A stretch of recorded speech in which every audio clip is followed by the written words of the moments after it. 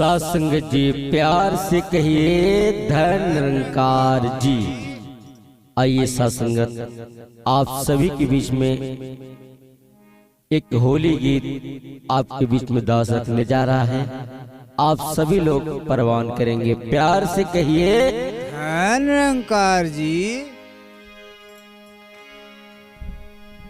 हो चला चुनरी रंगाइल होली में, चला चुनरी रंगाइल होली में, चला चुनरी रंगाइल होली में, चला चुनरी रंगाइल होली में, चला चुनरी रंगाइल होली में, चला चुनरी रंगाइल होली में, चला चुनरी रंगाइल होली में, चला चुनरी रंगाइल होली।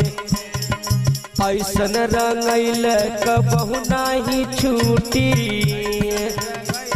कबहू नाही छूटी, ऐसन रंगाइल कबहू नहीं छूटी। प्रेम के धागा कबहू नहीं टूटी, प्रेम के धागा कबहू नहीं टूटी, प्रेम के धागा कबहू नहीं टूटी।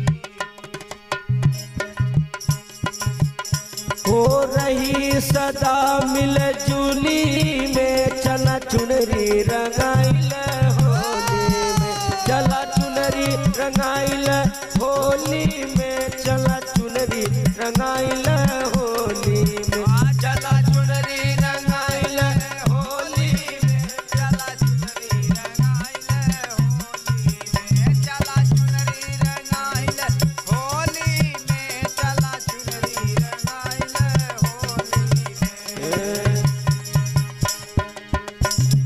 लाल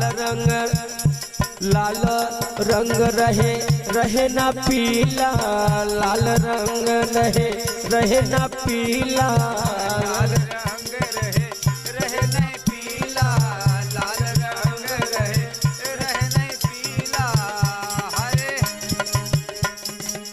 सब संतों के बेरंगा है मीला, सब संतों के बेरंगा है मीला, सब संतों के बेरंगा है मीला। मिला सत्संग के टोली में, मिला सत्संग की टोली में, चला चुनरी रंगाइल होली में, चला चुनरी रंगाइल होली में, चला चुनरी रंगाइल होली में, चला चुनरी रंगाइल होली में।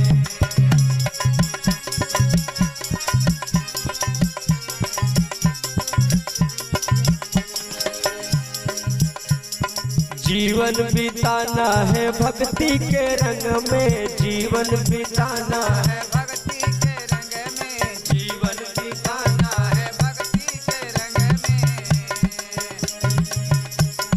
घर परिवार सब रहे उमंग में, घर परिवार रहे, घर परिवार सब रहे उमंग में।